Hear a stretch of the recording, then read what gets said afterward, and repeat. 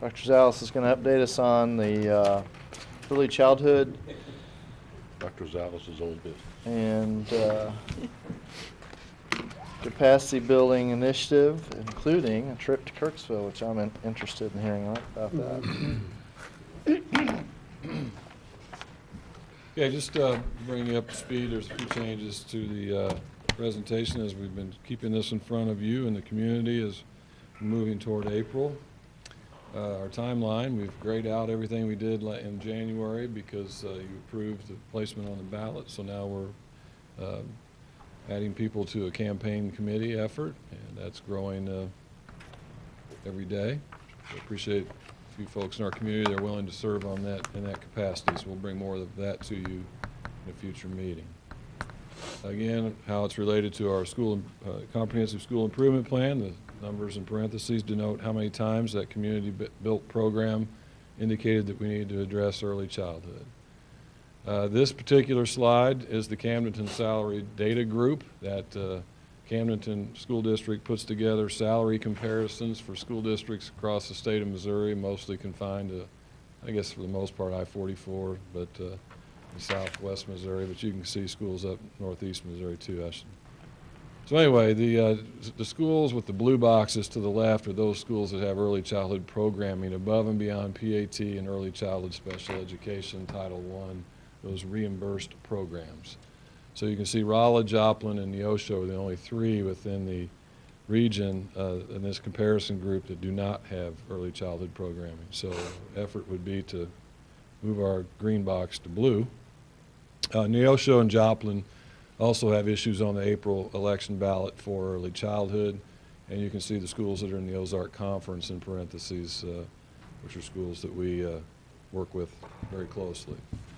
Class sizes at the elementary school, we are in the middle of the range of the DESE recommended range group. We certainly want to keep the class size as low as possible.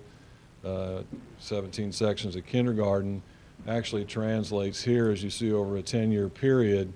Again, 17 sections of kindergarten, moving from 2008 to where we are now.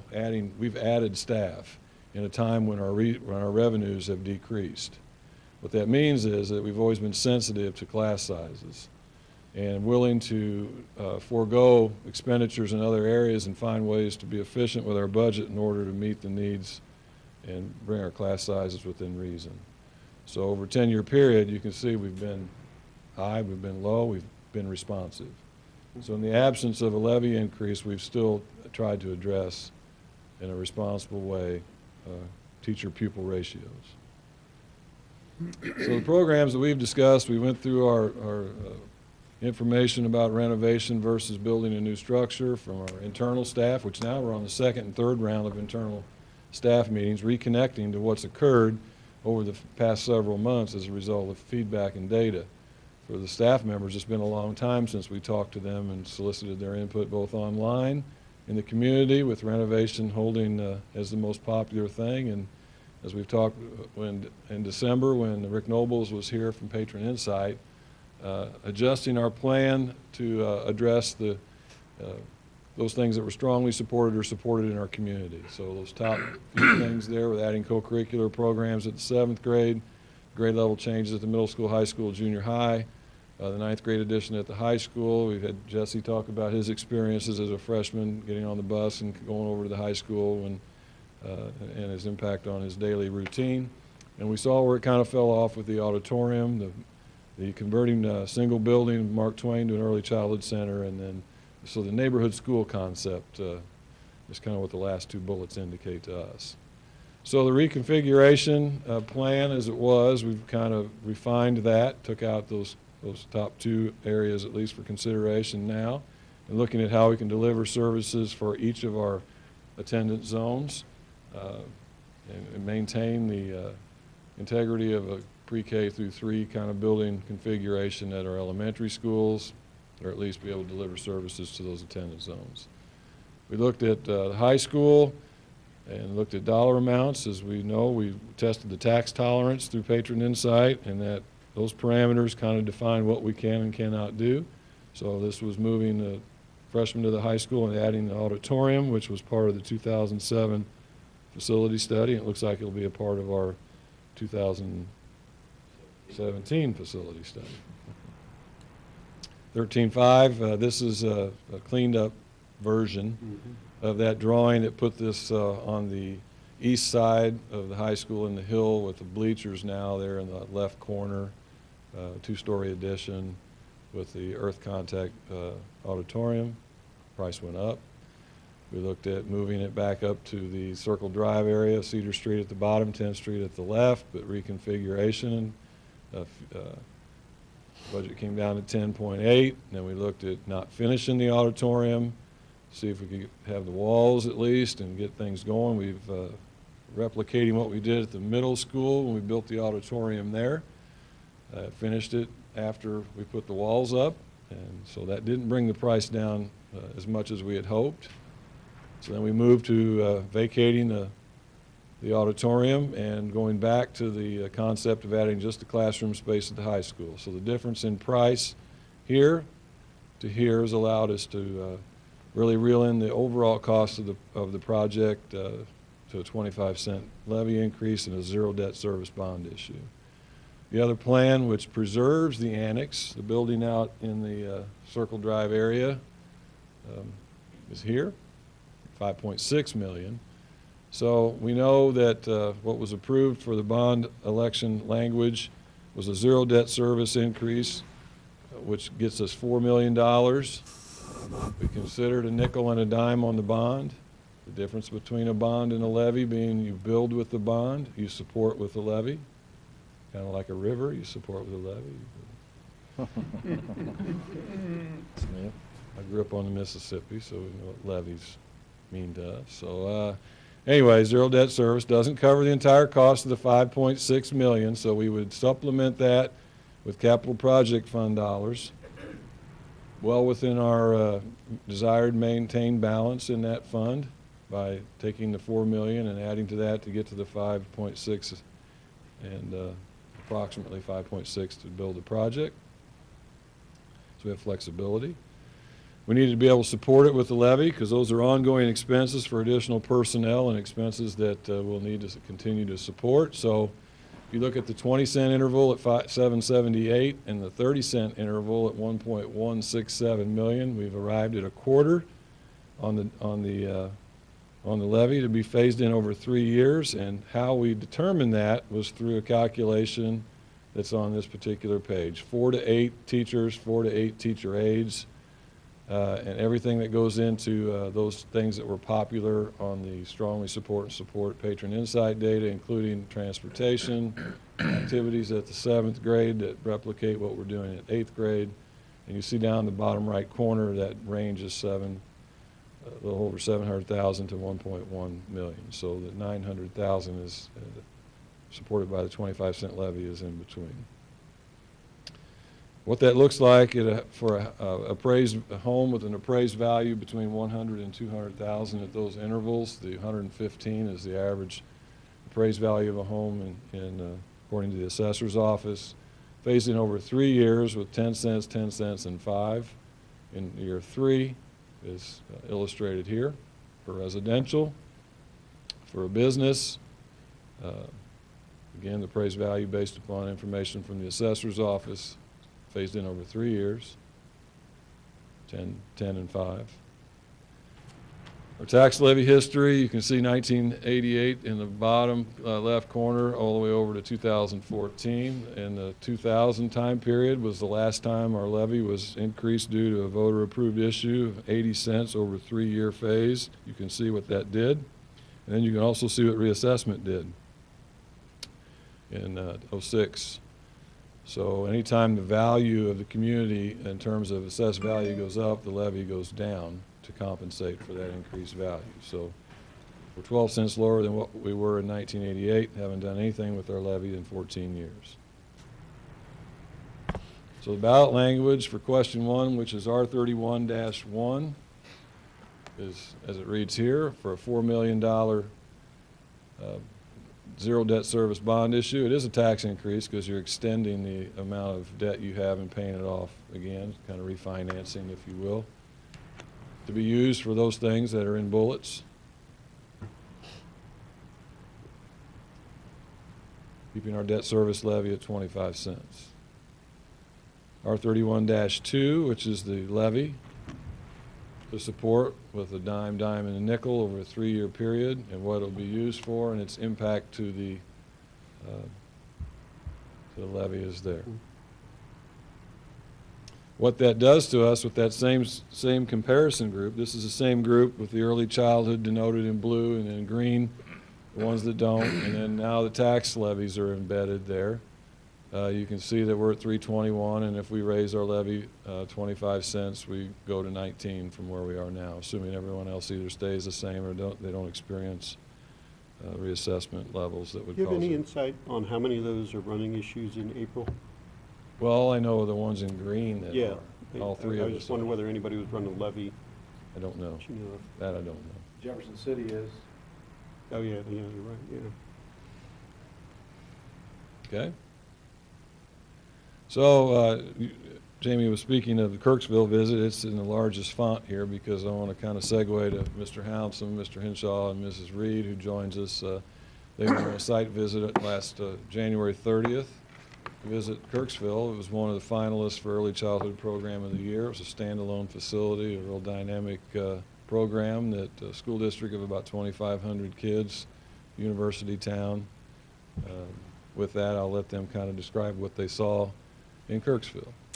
As Dr. Zalis mentioned, you may have seen their presentation in MSBA. They were one of 3 finalists. And the more Dr. Zalis talked with their director, Jen Meyer, on after that, and the more we talked, the more they had components that we were really interested in seeing and learning more about. Because Dr. Zalis mentioned they're a similar community in size with a university in a mostly rural area surrounded by smaller communities. So there were some similarities there. So we drove up, and some of the main things that we were wanting to learn about was the peer model program, what it looked like instructionally,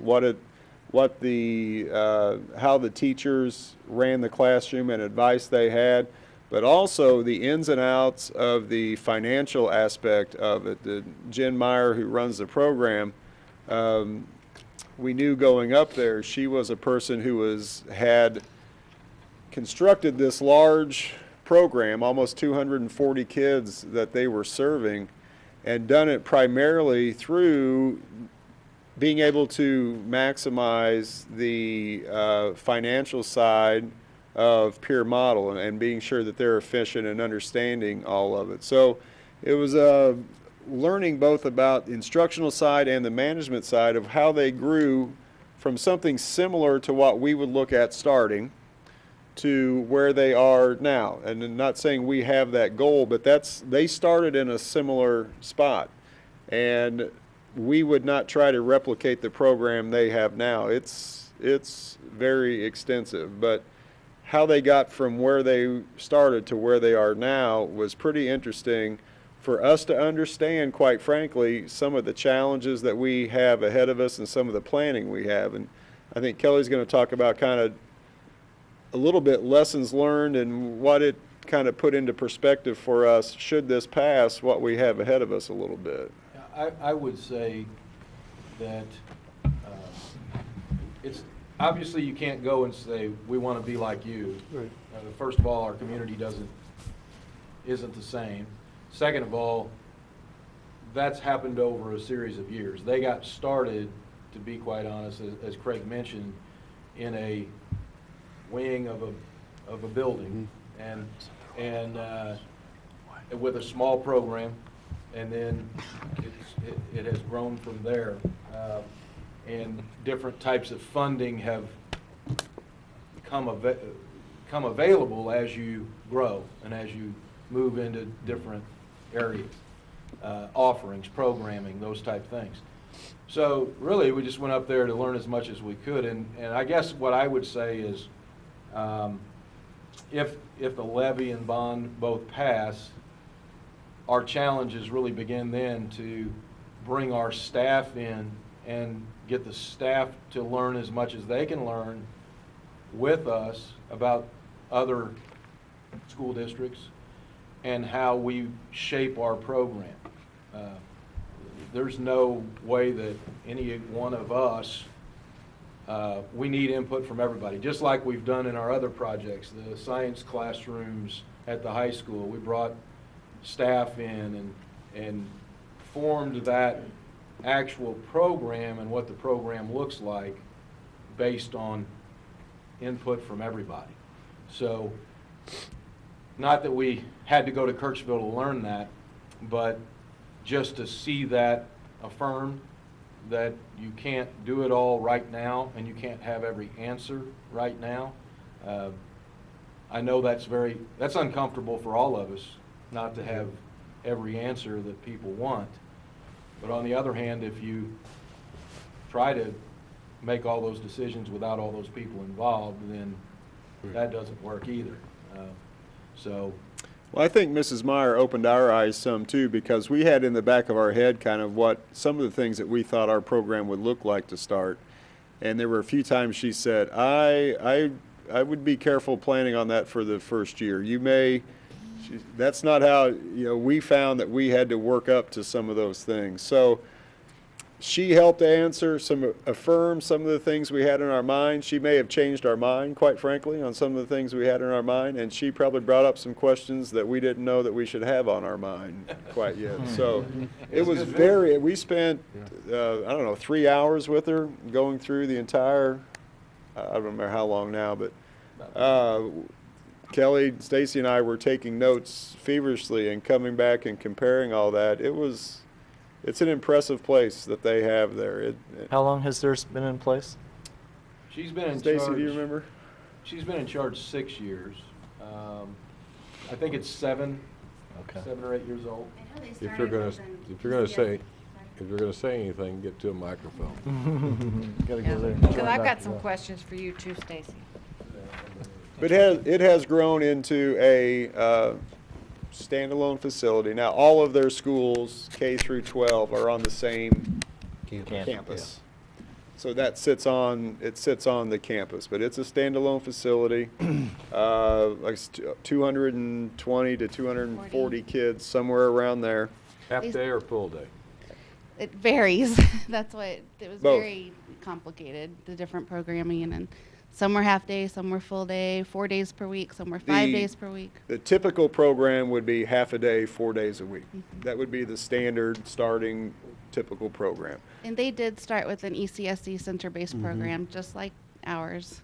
And then they moved to the integrated peer model. And then eventually, once they had the space in the building, they've just increased their size and their programming. And But nothing you saw changed the fundamental idea that we're pursuing, right? These are sort of details about how we evolve the program, what the program looks like, right? Correct. Nothing changed the overall goal of Yeah. what we're And trying, or this is the basic things We're that kind of we've been now talking digging into about. what does the program look like. Yeah. I think springboard that's for good. further discussion. Yeah. And I've asked other area directors to give me information on their integrated peer Perfect, models yeah. and how they select children and Yeah. that sort of thing. Good.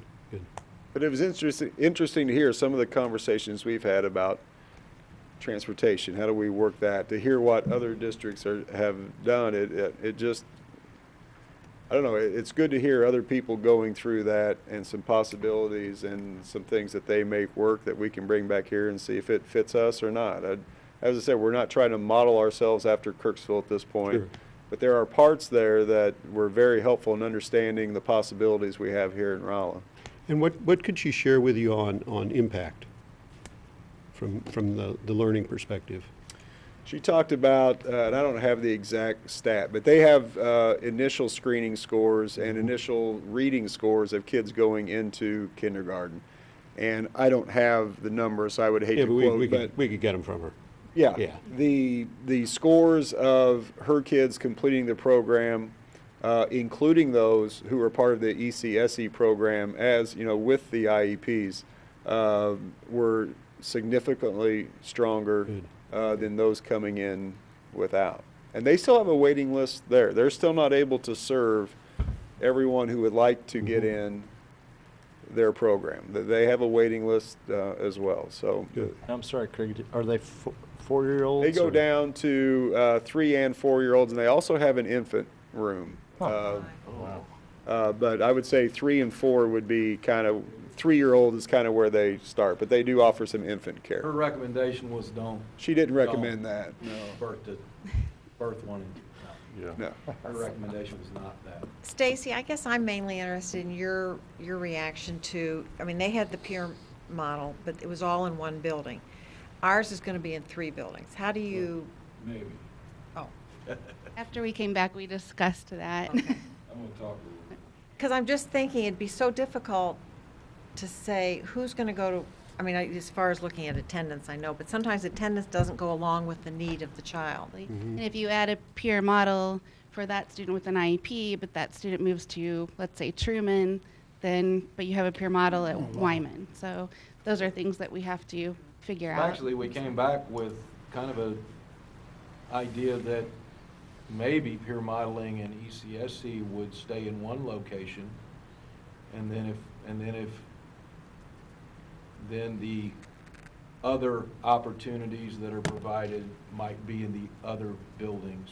And so you're still offering it all, but, and I'm not saying that's another thing, Gene, we haven't decided, but we came back with a little bit different perspective than when we drove up there, is that E ECSC and peer model might be better off all being in one location because of those, a lot of issues. There were a lot of things where we said that might be a better idea. I mean, those children have special needs. Like I said, it once had voiced to all of us when we were discussing this earlier that as a mom of a special needs child, I thought, oh, it'd be so nice if my child could have gone to her attendance.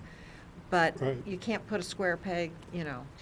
Now, the early childhood student could progress and could possibly move to another building if they, So there's a whole, once again, we came back saying, you know, some of the things we've thrown out and talked about might not be the best, you know, and that's why all that input, that's why it's nice to realize that this isn't implemented until 2017. you have some Yeah, time that's to good think So- about it. We have That's right. time. And it gives you time not only to build a building, but also design your program from best practices from across the state, so. But what Not meets our reinventing the needs wheel, best. somebody else Right. already Right, has. and there are some things, Craig pointed out something that makes some things easier for that district. When every building's within 20 blocks, and you don't have to cross the street ever to get from your high school to go over and help A+ in any other building, that isn't true about our community. So there's just different things, and Different realities, some work and some don't, but I guess one of the major things I'd like to I hope our staff understands, and even our community understands, is that those details to planning will involve a whole lot of people, including parents and teachers and all those kinds of things. So they have a waiting list, you said. What criteria do they use for who gets in and who does not? Is it academic-based that we had talked about, or? Their primary program is a kind of a first-come, first-serve basis. Kids can sign up when they hit a certain age, and then they see how many spots they have available. That's one of the questions I've been asking the other area directors. So just I'm compiling information on. Yeah, okay, good. But it sounds like even in her program, it evolved over the years too, right? So what she started with isn't what they have 4 years ago, isn't what they have today, and probably won't be what they have tomorrow. So I think that's an important point too, is that you know, we started on this process with one idea, we've got new ideas coming in, new information. That's going to go on just as it does in every one of our What programs. went on today at ECSC. Right. We've thrown out a couple of acronyms, so ECSC is Early Childhood Special Education. I'm glad you said that, because that's, And I was just gonna peer- say. and He's- peer- he's peer speaking mo- about the I got microphone. a mic here, I think's picking me up, so you keep, no, I'll just pick it up.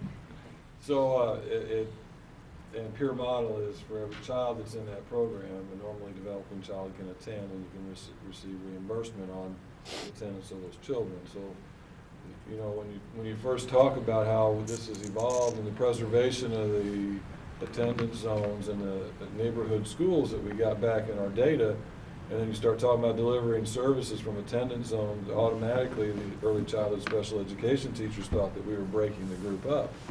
when you just heard Kelly mention it, well, maybe we serve the peer model in one location. Because that fourth graders leaving will free up some class size. And we had good discussion today, but we got to a spot where we said, listen, we've got 2017 August is when we plan to open our opportunities. So we have a lot more discussion, and we have to pass this first. And the merits of early childhood is what we've been talking about all along.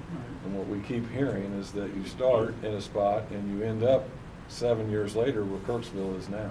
We're that far behind in thinking and planning about what has happened, and at times most of the others that are on that list. So, you know, our current reality looks like this, and that's exactly, if you look at it in a graphic form, all we're doing with early childhood special education at the 4-year-olds is in gray.